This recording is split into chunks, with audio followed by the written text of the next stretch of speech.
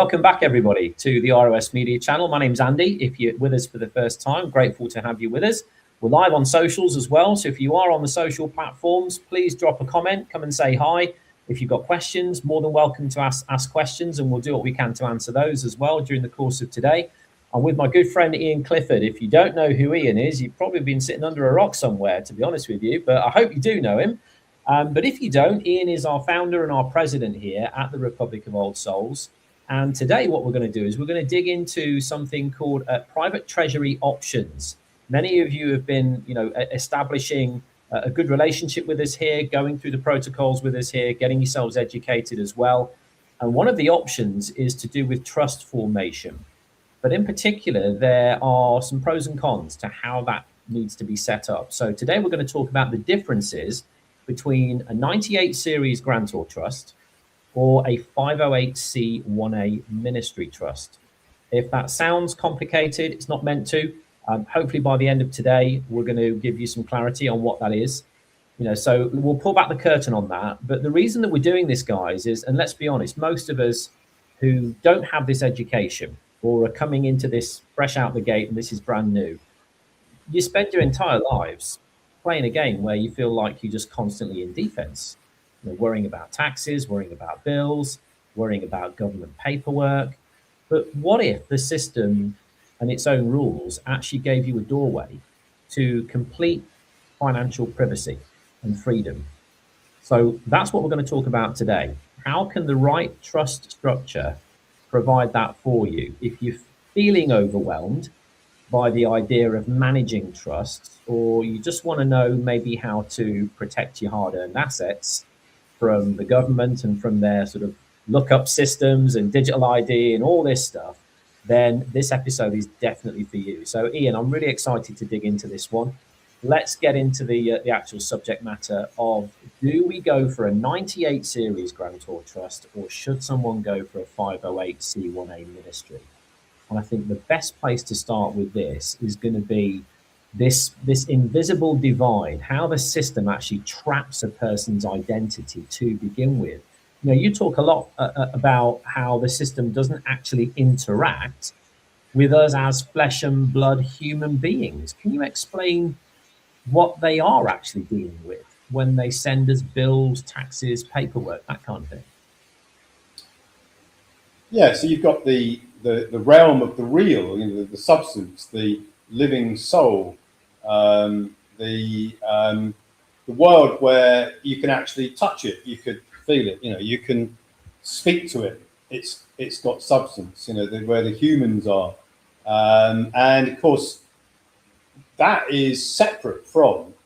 It doesn't look like it is, but it's separate from the artificial bankrupt trust, which came into being after, on June the 5th, 1933, House Joint Resolution 192, which we've spoken about a lot. So what's going on here is you've got the substance and the real living men and women, the living souls, who are agents for the birth certificate constructs, which operate in this artificial realm, this artificial bankrupt trust, which I refer to as the Monopoly Board, because that's what the game of Monopoly was introduced to sort of rub it in our face. That's what we're all doing. You're not actually playing with anything real. We're playing with artificial tokens on an artificial board that is all bankrupt and it's all based on debt. So in order to play the game of Monopoly, you can only play it through player pieces. You can't actually play the game directly.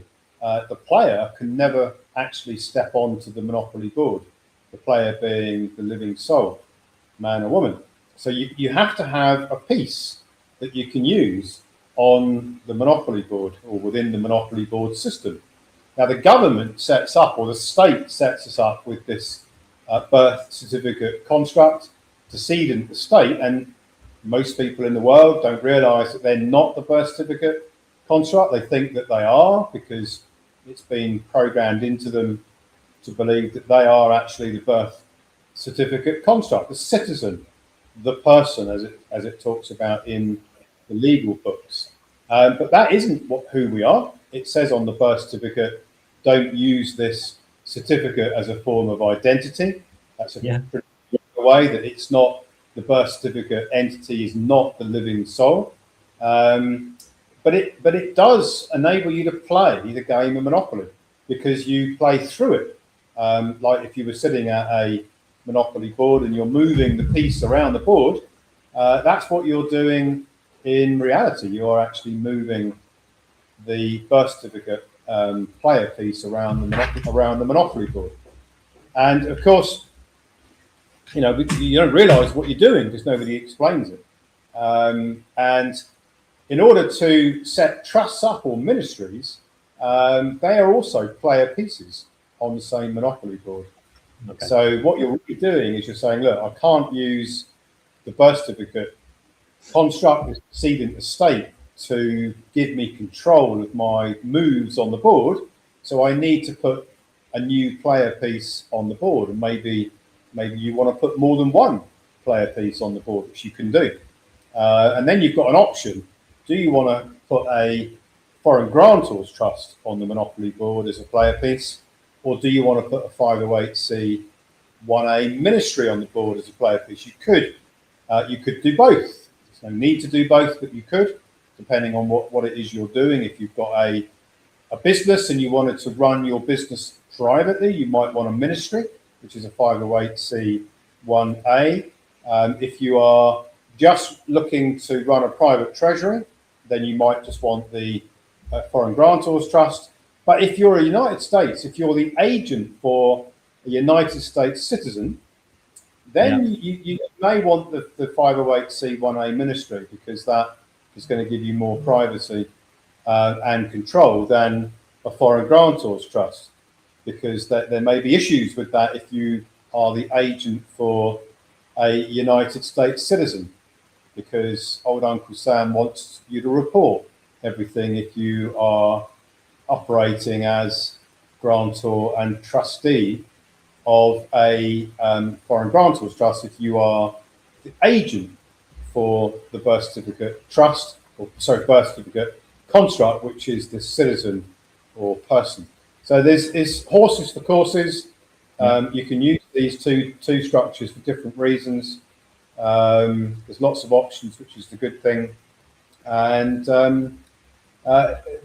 the whole objective is to maintain privacy and control, and operate your private treasury as a banking conduit, but also as somewhere to store assets and hold them out, so that they are away from the state, because you don't want them involved in the state bankruptcy.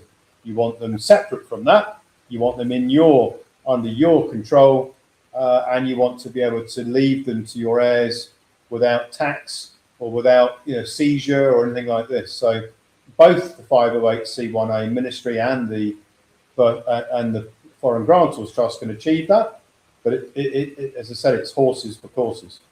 Okay, well, we're going to dig into both so that people can understand what each of those is. So we'll cover the asset fortress protocol, this kind of two-step approach with the 508c 1A 98 and the 98 grantor trust as well. Before we do that, and if you're sort of sitting here listening to this and thinking, I'm not really understanding this whole bankruptcy thing that you're talking about, how can each country be operating as a bankrupt entity? We've done lots and lots of content on that as well. We're not really here today to dig into all of the history behind how this happened and why we're in the situation we are today, but suffice to say, this episode is really just targeting these two trust formations. And what I want to cover next, Ian, really is also this blind spot that we see, don't we? There is a tax code blind spot, the no income reality side of things as well. You talk about there being this definitional vacuum, the tax system, where when it comes to income or gain being explained, it just goes round in this infinite loop. What is income? Income is a gain. What is a gain? Gain is an income. So is it true that the tax code itself fails to properly define that? Yeah, there's no definition anywhere in any tax manual, in any country that defines income, and the reason why is because we don't have any money of substance, so you can't actually pay for anything.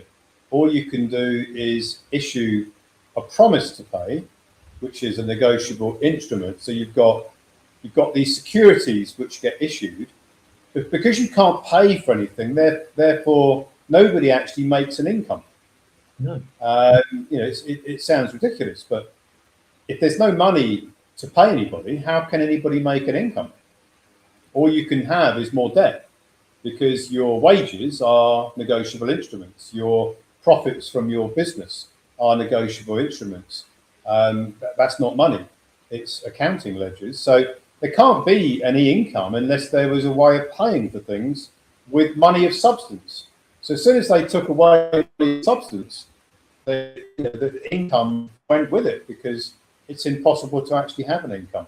You can have a cash flow if you define what cash is. Cash, again, is negotiable instruments. They're debt. It's debt. You can live on. Everybody's living on debt. It makes me smile. My mum and dad grew up in an era where debt was, the debt was the enemy. Don't go into debt. Buy everything, save up, and pay for things. Well, that's because they learned that from their parents and their parents before them, where there was a money of substance system. Well, since 1933, there's not been money of substance. So everything is debt. Even if people think that they're not getting a loan to buy something, they're still using debt, because everything is debt. So, whether you like it or whether you don't, we're in a debt-based system, and the debt-based system can't have an income. Therefore, there should be no tax, because if there's no income, how can there be a tax? Which is a very interesting anomaly in the tax manuals. There is no income, therefore there's no taxes. There's voluntary payments in every country, pretty much. So voluntary taxes are voluntary, not mandatory. Okay. Yeah. I hope pretty you heard much, that. Yeah. you offer to pay. That's why most taxes in the world now are voluntary, because they presume that the taxpayer is going to offer to pay, which they set it up that way. You don't get a tax bill sent to you every year from the tax office. You have to make a declaration of how much tax you're going to pay. So you're offering to pay taxes. I think we call that assessment over here in the UK. Yeah. So, they don't send you a bill and say, hey, this year you've got to pay this much tax. You actually offer to pay them because you complete an assessment. So there is obligations for assessments, and that's where the operating a 508c1a ministry or a foreign grantors trust gets you out of that obligation to report, depending on where you are. And that's the difference. So there's no income, therefore there's no tax, unless you volunteer to pay it. And if you're forced into reporting, then you're going to be compelled to pay taxes. So the way out of paying taxes is to structure your affairs so that you don't have to report anything, and therefore you can't be taxed because you're in a non-reporting environment. Gotcha. Okay. Now, one of the things that I found difficult to kind of wrap my head around, and maybe other people will too, is that you've got a very simple math equation for this. Your gain equals what you received minus the human energy that you gave up. That's typically how I would see that. But if our unique sort of human energy is priceless in itself, why does that mean that there's technically a zero profit balance? Well, I mean, the human energy is you can't value it really. You can only value its application. So once it's been put into the system through the issuance of negotiable instruments, it goes in at a zero value. But then it can generate economic activity. It can generate more debt.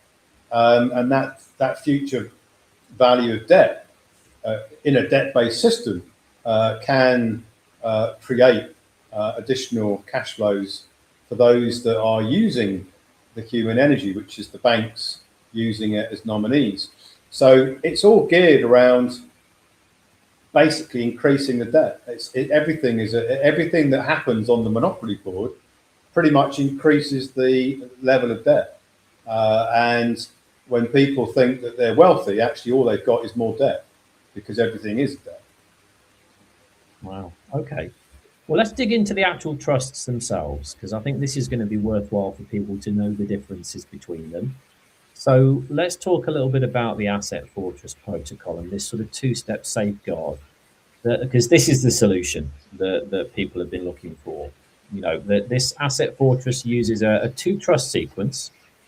Why is this sort of dual trust architecture? Why is that necessary to separate public liabilities from private assets? So the first trust that is essential if you're going to do the tax redirection, the signature credit tax redirection, is a foreign grantor's trust, where the grantor is established as a foreign alien to the United States. The trust itself has to be set up outside of the United States as a foreign alien trust entity, but it has you are appointing an attorney in fact as a trustee, and that is the mechanism to then use that foreign grantor's trust for filing the 1099 OID to redirect the taxes. But that has to be a foreign grantor's trust, because it qualifies as a holder in due course nominee for the true creditor, which is the living soul, as a beneficiary of that trust structure. And it can qualify, and this is where it has two roles. It first of all has the role, it can file 1099 OID and qualify as the holder in due course, which is crucially important for tax redirection. But then it can also qualify for a bank account, because the trustee can set up a master and sub-account banking structure as a US entity, MLITR Research as a US attorney in fact, trustee, unregulated trustee organization. It can get a US bank account which can receive it's called Trias 310, which is the tax redirection from the United States Treasury, electronic payments from either ACH or Fedwire straight into the bank account, which can only be set up in the US. It has to be a US banking facility, and you can't get a US bank facility unless you've got a US, either in this case it's an attorney in fact. The Wyoming legislation enables a master account to be set up under MLITR Research with an unlimited number of sub-accounts. Each sub-account is a foreign grantor's trust, and it can have its own reference number for each of the sub-accounts, so that when the IRS want to know where are they sending the ACH or Fedwire, they are sending it to a sub-account of MLITR Research as the attorney in fact for the foreign grantor's trust, that is now operating in the US from a banking point of view, but it's operating outside the US from a 1099 OID holder in due course. So it has two roles. It took me a while to figure all that out, I can assure you, because it's not easy to figure those two things out. So you need to be kind of dipping your toe in the water and not dipping your toe in the water at the same time, don't you? Very, very complex structure. You've got different objectives. You've got the tax filing objective. You've got to be outside the US as a nominee, as a creditor entity. But then to receive the tax redirection, you've got to be in the US, because you can't. The trust can't receive the Trias 310 unless the account that's going to receive it is in the US system. So you've got to be out of the US to make the tax redirection work, but in the US to receive it, which is another reason why I don't think that, I don't think anybody else has figured these things out, because it's quite difficult to figure them out. Yeah, agreed. So that's the first trust. Then the second trust.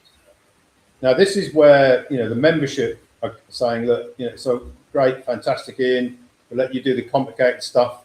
Where do I get my signature credit? How do I get my hands on it? How do I use it? How do I spend it? How do I hold my assets? Well, that's the second foreign grantors trust.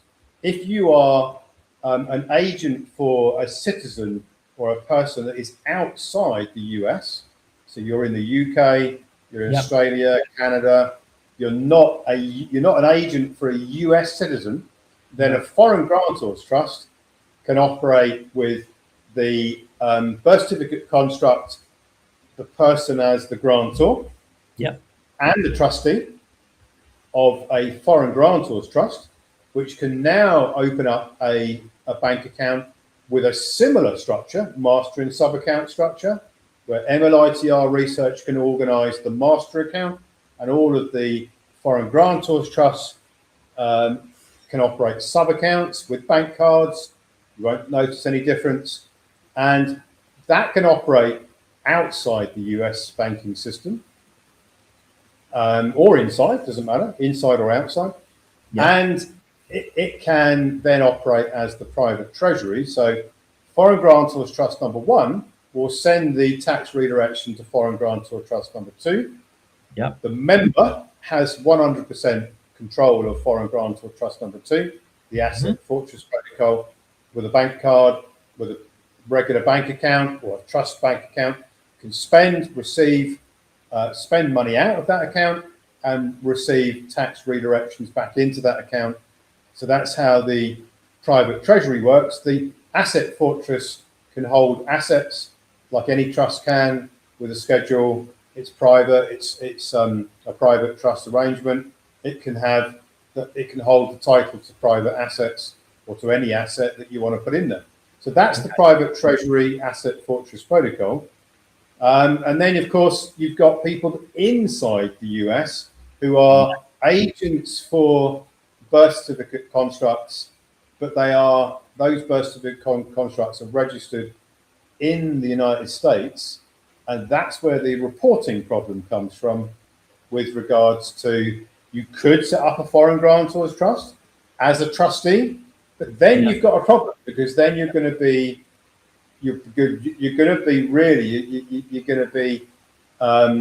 running a risk that the Uncle Sam, the US tax authority, the IRS, is going to say, hey, we know that you've got a foreign grantor's trust and you're a US citizen, or you represent a US citizen. You've now got to start reporting everything that foreign grantor trust does, which is where the problem is. If you are the agent, if you're a living soul, obviously you are a living soul, you're the agent for the birth certificate construct, the citizen of the United States, then that's where you need the other option, which is the 508c1a ministry option. Okay, and we're going to come on to that in a second. Before we come on to the 508c1a, I'm just playing devil's advocate here, because let's just go back to the bank account side of things, because I know what it's like here in the UK. Banks are getting more and more fussy about what you do with your money, where's it going, who's it for. Could you just explain, because for people that are going through the tax redirection, we're not talking about a couple of grand here. We're talking about potentially life-changing sums of money coming into these trust structures, then being filtered down into the individual's 98 grantor trust that has, to all intents and purposes, all the functionality that they would need, a bank card, to be able to operate and use that. So are they going to reach a point where, when all this recoupment comes in, this tax redirection, if they then want to go and make a big purchase of something, is whoever that bank account is with, are they going to be putting the same kind of constraints on that individual person as your normal high street bank potentially would do, which is clearly how things are going right now? Well, the answer is no. It shouldn't get caught up in all of that reporting, because the actual account is with MLITR research, and the sub accounts are they're not restricted in the same way. The solution is in the structuring of the master and sub account.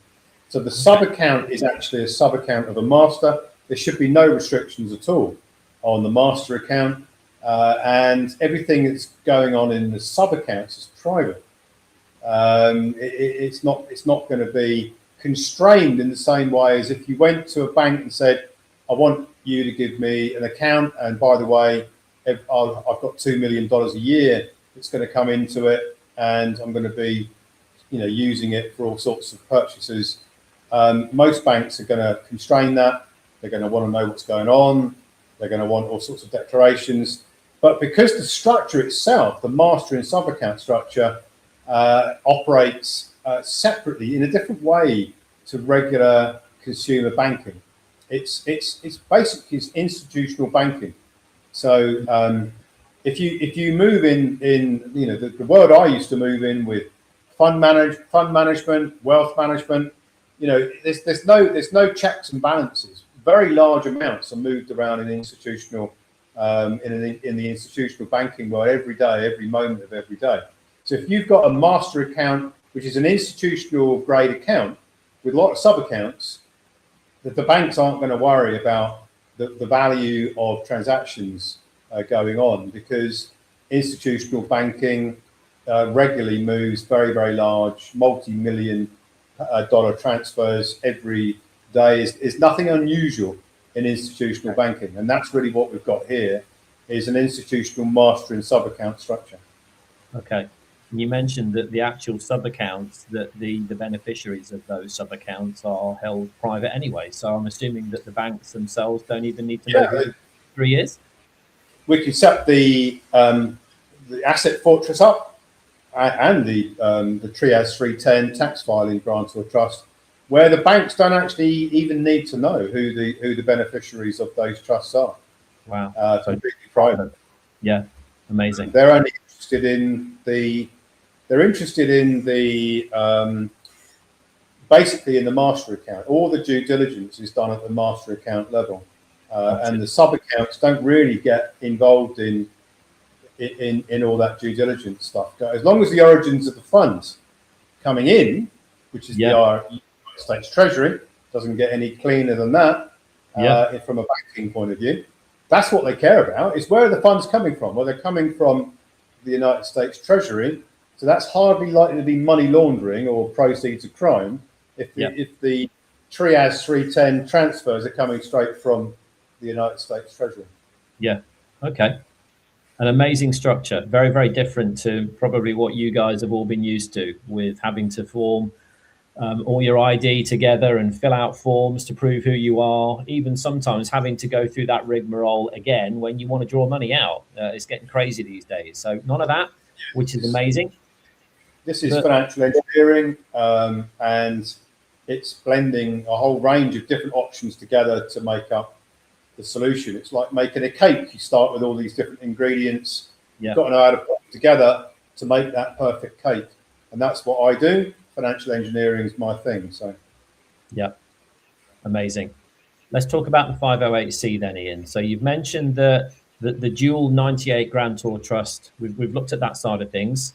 Now, for people who are quote unquote US citizens, or they have agency to a US citizen, shall we say, there's this other option here, the 508C1A ministry. So obviously people like the idea of privacy, like the idea of asset protection, but maybe they're anxious about administering all of this. How does a 508C1A ministry kind of remove that anxiety from having to do all of these kind of returns and reporting and all of that stuff? Because a lot of people have heard of a similar structure to this. There's a 501c3, isn't there? There is a charity-based ministry or a charity-based trust that people sometimes confuse this with, but that is a reporting trust, isn't it? They basically have to ask permission to be tax exempt. So how is a 508c1A completely different to the 501c3 structure? Well, it's all to do with the United States Constitution. Actually, it comes back to the right of privacy under the Constitution, and Okay. ministries being of an ecclesiastical origin have the right of privacy, and the 508c1A, which is basically it's a tax code reference number, Yep. identifies the ministry as a private ministry that doesn't have to report because of the Constitution, the right of privacy under the Constitution, which they've left in place for ministries. You don't get it anywhere else, but you do for ministries, and it's the only private structure left that I've been able to find in the United States. Mostly misunderstood. A lot of people don't even know it exists. Those that know it exists don't understand how to use it. And it's, for me, I mean, as a financial engineering kind of guy, it's like, wow, this is an amazing tool that is not being used by very many people. You can use it as a trust structure. So you can use it as a private treasury. It can operate a bank account. You don't have to report what comes in and what goes out of that bank account.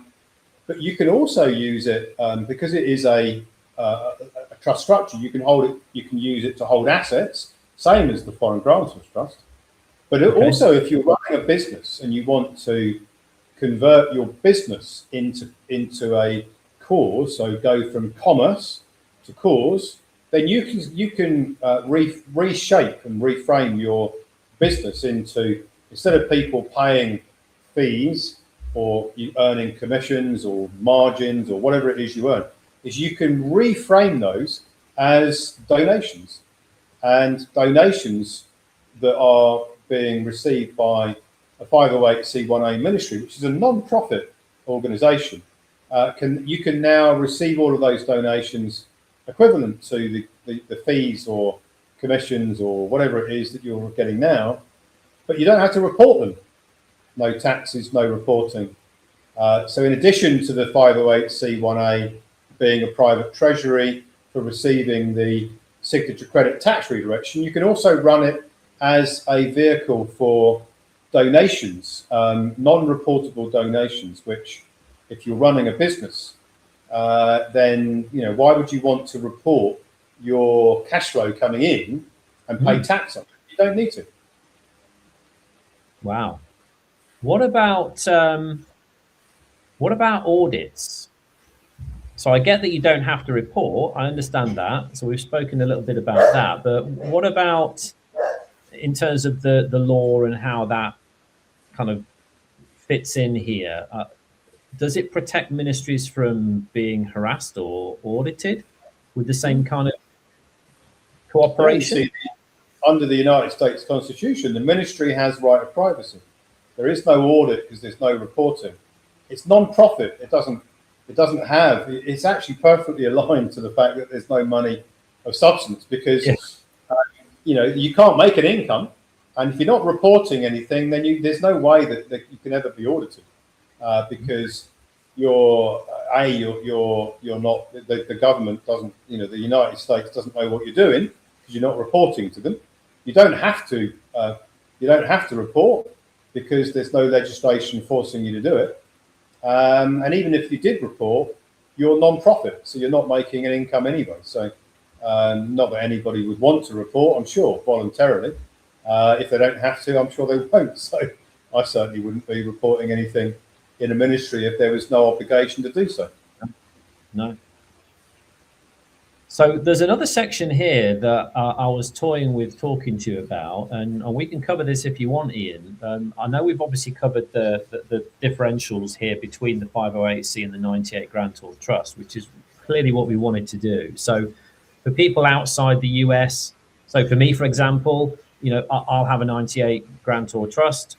For somebody in the US, they may choose to have the 508c1A for that added protection and that added privacy and non-reporting. But then there's also something else that can be done for, particularly for US citizens, to do with their tax bills as well. And I know in the paper that you wrote on the 98 versus the 508C, you also covered that in this paper too, which is to do with the personal liabilities that maybe people have at the moment. So we can cover this if you want, but I really wanted to just ask a couple of questions there, because the protocol states that, when people are getting these personal tax bills in the mail, panic can set in, clearly, as it does in many cases. But you talk about a way where that can actually be cancelled out. These bills, you say, are technically the liability of the US government. They're not the liability of the individual. That's right, because following the bankruptcy, so you have this United States Treasury is the bankruptcy trustee for the creditors. So if you have a tax bill that comes in, you're in the United States, you've got a tax bill, either personally or for your business. If that tax bill is assigned to a ministry or to a foreign grantors trust that is representing the living soul as the beneficiary, the foreign grantors trust or the ministry becomes the holder in due course for that bill, because the bill is basically, it's a negotiable instrument, and the tax bill can be assigned to the ministry or to the foreign grantors trust. It can then establish itself as a holder in due course, because under the Bills of Exchange Act, it's moving the you've got the payer and the payee, right? So you can reshape it. You're then your ministry or your foreign grantors trust is now the holder in due course of that negotiable instrument. You can then endorse it. So you can get the foreign grantors trust to endorse it and send it to the United States Treasury for discharge, because it's their obligation, because they're the bankruptcy trustee for the creditors. So you basically pushed it into a creditor structure, which is the ministry or to the foreign grantors trust, and you've reshaped it, because it is it clearly is an obligation of the United States, and it's actually confirmed in the tax code that all of these taxes are effectively obligations of the United States, and they even give you a office that you send the endorsement to, a specific address within the IRS to send the endorsed tax bills to. And you can't do this as a citizen. So again, it's like filing 1099 OID. You can't do that as a taxpayer. You have to shift it, put it into the foreign grantors trust or the ministry. You have to reprofile it so that the ministry or the foreign grantors trust becomes the holder in due course. Now, because it is a negotiable instrument, a bit like a mortgage security or a debt security from a loan or a credit card, you're reshaping the foreign grantors trust or ministry. Now is the nominee for the creditor being a living soul, is reshaped it and sending it back to the United States Treasury with an endorsement on it, discharges it in the same way as you're discharging mortgage securities by shifting them from the investment banks to the foreign grantors trust. And instead of endorsing those, you're actually filing 1099 OID to redirect the taxes and to create the holder in due course standing. It's very similar in the area of taxes. Remember, there's no money. It's only ledgers. It's only counting ledgers. So you're getting a ledger in on a tax bill. You're shifting it to a creditor entity. The creditor is endorsing it and sending it to the Treasury for settlement. It's kind of a similar process. Okay. But obviously status is very important, because one of the things you talk about is this clausula rebus sextantibus, isn't it?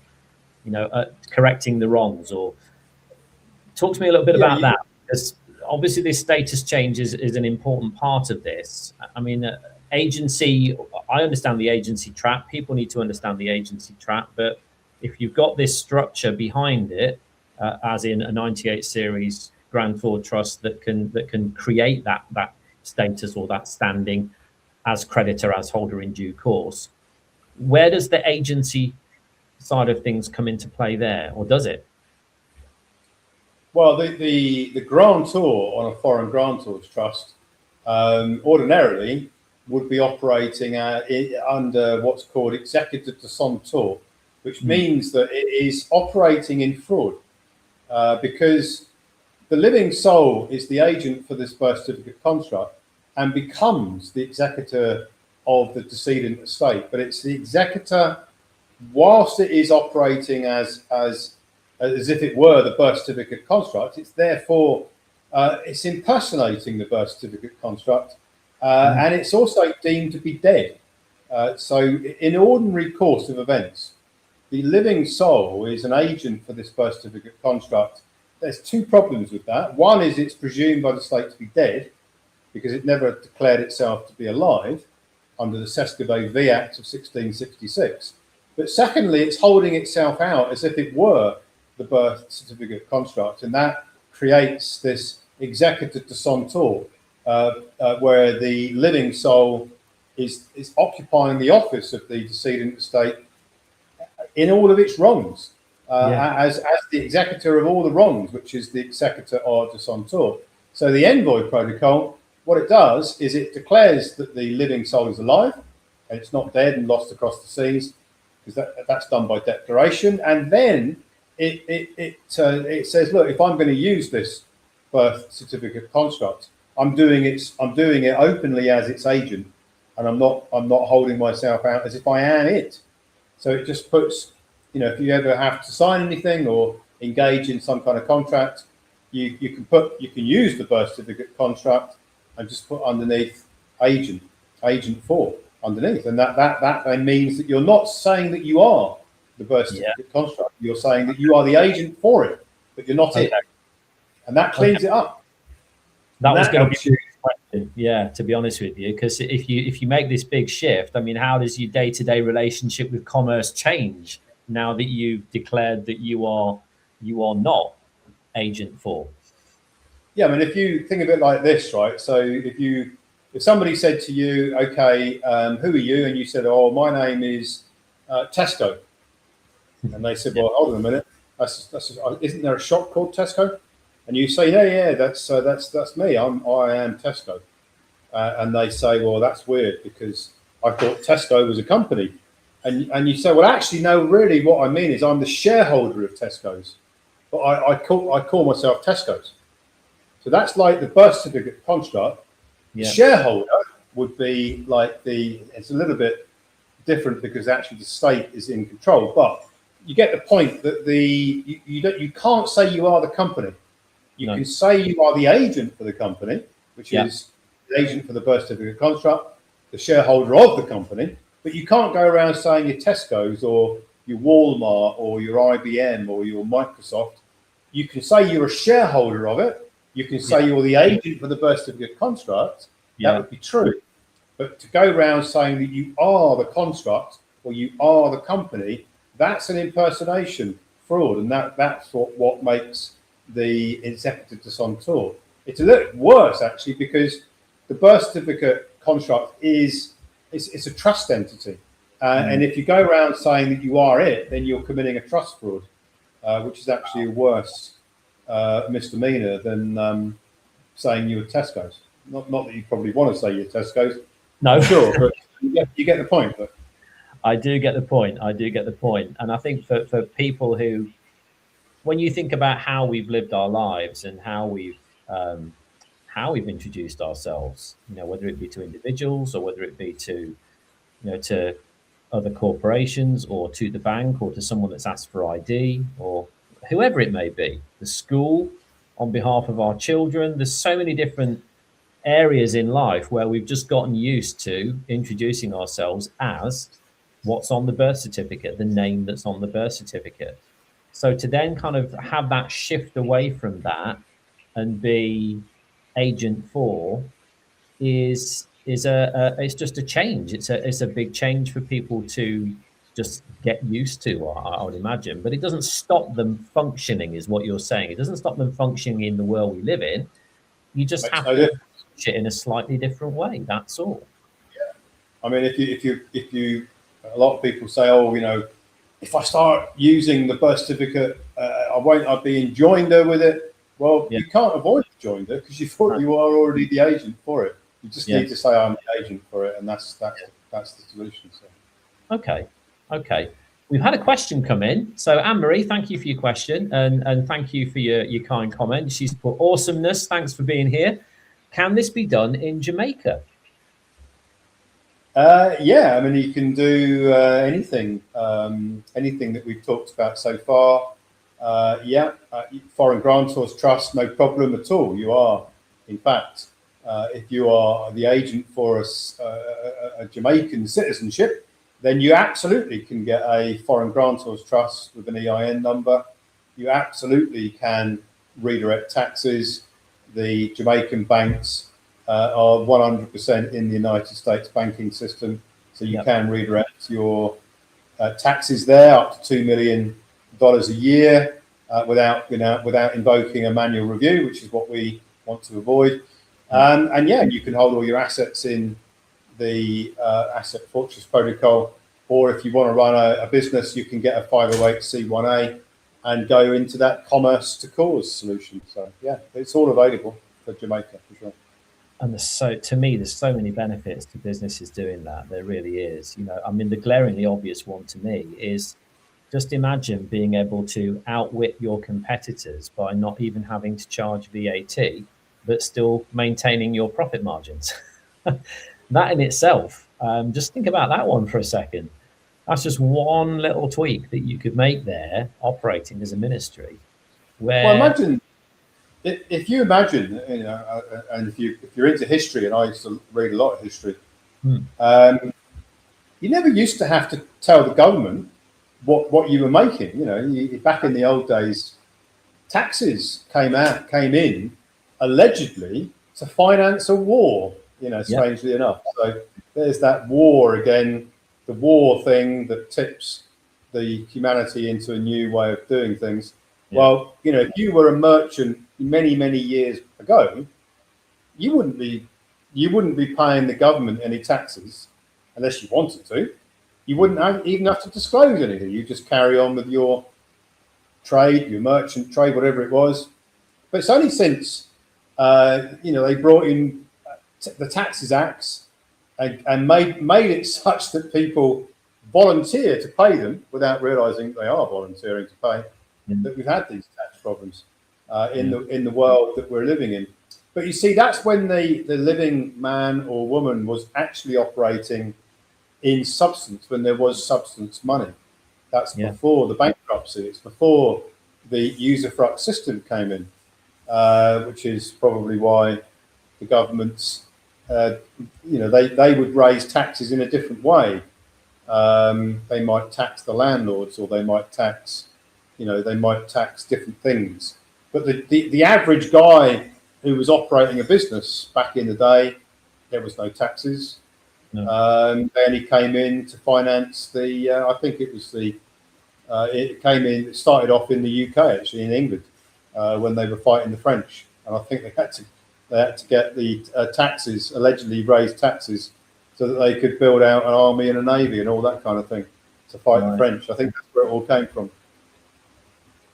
Oh, well, there's a way around it, which we've already established. So, I mean, folks, you've just heard the difference here between being trapped in a system that uses your energy to fund its debt and then stepping into total privacy. The rules are right there. This is not a loophole. There is a doorway that has been left open. It's just your choice whether you choose to walk through that or not. You've got the double structure there of the Asset Fortress Protocol with 2 98 series Grantor trusts, or you've got total off-grid privacy with a 508c1a ministry trust as well, which is specifically going to be helpful for people who are US citizens as well. But as you can tell, this isn't something that you can just kind of sketch out on a napkin and put it all together. You're dealing with the US Treasury here. You're dealing with restructuring your estate. You've got to have absolute flawless execution on this. So here's exactly what I would say you need to do right now. Number one, absolutely get yourself educated on this. We will not put people through protocols here unless they know what they're doing. So you have to have a baseline education on this. The best place to get that is here. So it's either in the members area of Republic of Old Souls, it's here on the ROS Media platform. So you go to rosmediaplatform.is, you'll see a multitude of videos. Ian and I have spent hours doing these videos. We'd love for more people to actually watch them because the content is very, very valuable. I would also love people to read about Ian's work. So if you went to ecclesialaw.is, you'll see 60 to 70 full-on technical reports breaking every single line item down for you to make sense of all the moving parts and just to see the financial engineering that Ian's put together here. So I'd encourage you to go to ecclesialaw.is, to the ROS Media platform as well. But in addition to that, every single Saturday at 10 a.m., we run a flagship webinar here. The difficulty that we have is we only have capacity with the software that we use of 1,000 seats on that webinar. And we always typically get more than 1,000 people registering for the Saturday morning webinars. So if you want to learn more about how this can be applied in your life, not just in terms of assets and trusts and privacy, but also to do with other things that weigh people down. What's one of the biggest burdens that people face right now? Mortgages. Probably the biggest debt you take on in your life and probably one of the longest ones you take to pay off. Well, if there's no money of substance and you can't actually pay for anything, what exactly is a mortgage? Well, if you want to learn a little bit more about that, this Saturday, we have a very, very detailed webinar to do with mortgage discharge as well, and how you can use these same frameworks to discharge a mortgage. Not only that, to be able to redirect the taxes that are being paid on that mortgage note back into your asset fortress and use that as quote unquote spendable cash, if that makes sense to people. So 10 a.m. UK time, if you want to join us there, then you go to this website, roswebinars.is, and you can register for our Saturday morning webinar as well. So that's all I've got to say, Ian. Any final thoughts for our newcomers and our members here before we let them go today? Yeah, I mean, the average member that joins and enrolls into the Monopoly Game Changer, which is Envoy Protocol, Asset Fortress Protocol, and Clifford Protocol, which is the signature credit tax redirection, they could reasonably expect to redirect taxes so that they can spend somewhere between $50 and $100 million going forward, $2 million a year. Imagine how many more years you might be playing Monopoly, and you could recoup $2 million a year. And if you're married, that could be $4 million a year. Or if you've got a partner that you're with, $4 million a year for another 30, 40, 50 years, depending on what age you are. That's what we're talking about. And then being able to store your assets privately, away from track and tracing, away from digital ID, away from the state, away from taxes. That's what we're talking about. So it's life changing. I don't think anybody could say between 50 and 100 million over the course of the rest of their Monopoly game changing lifespan. If that doesn't change your life, I don't know what will. I know, and to put that into some context, because I think for many people it's difficult, isn't it, to even fathom what 4 million a year looks like. But in terms of dollars, guys, that's like $11,000 a day. $4 million a year, $11,000 a day. Many people are struggling to even earn that a month, to even earn that a year in some cases if they're on minimum wage. So that is life changing. I don't care where you're from. It really is. So if you want to learn more about that, absolutely come to the webinar on Saturday and continue to get yourself educated on how tax redirection works. Just before we go, Ian, I know I'd said everything I wanted to say, but we have had another question come through.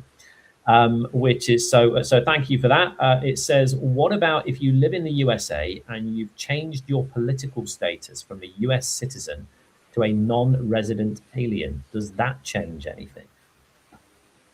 Well, I mean, without knowing exactly how that was done, it doesn't change. You could, if it's been done, I'm sure it has been done correctly. You could then get a foreign grantor's trust. You don't have to. You don't have to report the foreign grantor's trust. But I don't know whether it's been done. It's quite difficult to do it actually.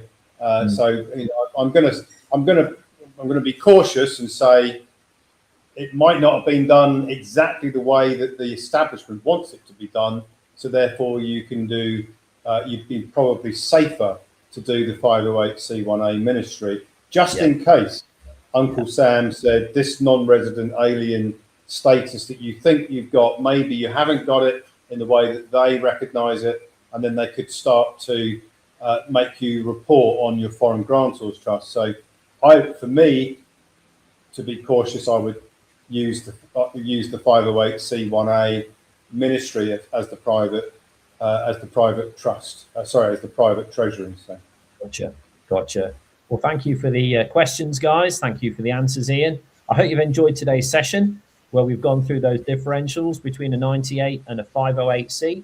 And I hope that hope that's giving you some clarity in terms of your decisions as to how you want to move forwards. But the key here is to do something about it. Yeah, move forwards, get yourself educated, get yourself within the ROS group here and the family that we have here. Start learning more about this stuff so that you can take action and really start to secure your future and your freedom for your family. That's all I want. That's all Ian wants. We are freedom seekers here. We have a freedom plan.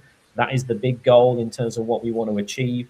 And tax redirection is going to fund that freedom plan. So if you want to learn more about it, stay close to us here. Come to the webinars on Saturday. Join us on the media platform. We do these interviews very, very regularly.